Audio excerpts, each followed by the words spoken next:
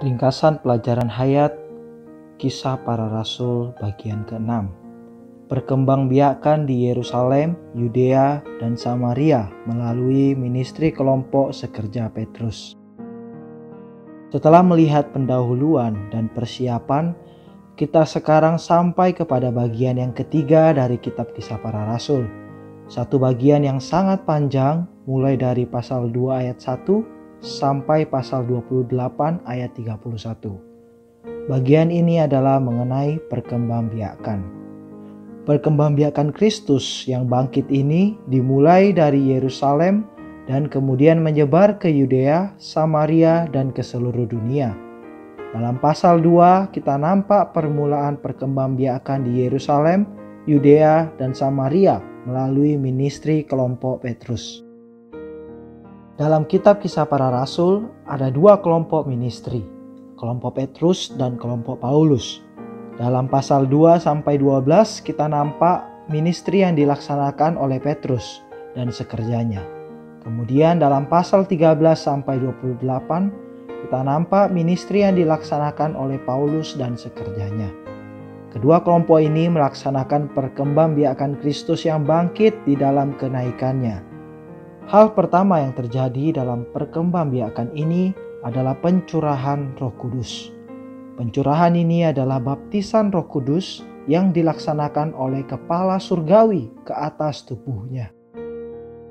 Kisah Para Rasul pasal 2 ayat 1 mengatakan, ketika tiba hari Pentakosta, mereka semua berkumpul di satu tempat. Kata Pentakosta berarti ke-50.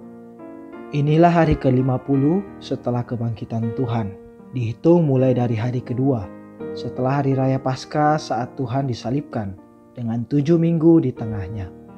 Ini adalah penggenapan hari raya 7 minggu, yang juga disebut hari raya menuai. Dihitung mulai dari hari persembahan seberkas tuaian yang pertama, yang matang lebih dulu, sampai pada hari setelah Sabat yang ke-7. Berkas tuaian pertama yang dipersembahkan kepada Allah melambangkan Kristus yang bangkit dipersembahkan kepada Allah pada hari kebangkitannya, yaitu sehari setelah hari Sabat.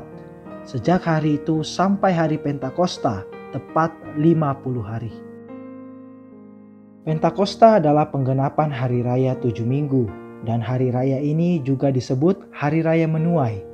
Pentakosta itu sangat erat hubungannya dengan tuaian, penuaian hasil yang kaya dari tanah permai itu. Pentakosta adalah 50 hari setelah persembahan seberkas buah bungaran dari tuaian. Kristus dipersembahkan sebagai buah sulung di dalam kebangkitan, melibatkan kenaikannya yang rahasia kepada Bapa. Pada hari kebangkitannya Tuhan naik kepada Bapa. Ini adalah kenaikan yang rahasia, 40 hari sebelum kenaikannya secara umum di pandangan murid-muridnya. Pada hari kebangkitan itu, dini hari, dia naik untuk memuaskan Bapa. Kesegaran kebangkitannya pertama-tama bagi kenikmatan Bapa. Sebagai buah sulung dari tuaian itu yang dalam perlambangan mula-mula dibawa kepada Allah. Hari raya menuai melambangkan kenikmatan terhadap hasil berlimpah yang dibawakan oleh Kristus yang bangkit. Tahukah Anda apa yang terjadi pada hari Pentakosta? Pada hari itu terjadi pencurahan Roh yang Al-Muhid. Roh ini adalah hasil yang limpah dari Allah Tritunggal yang telah melalui proses yang diberikan oleh Dia kepada umat pilihannya sebagai berkat Injil.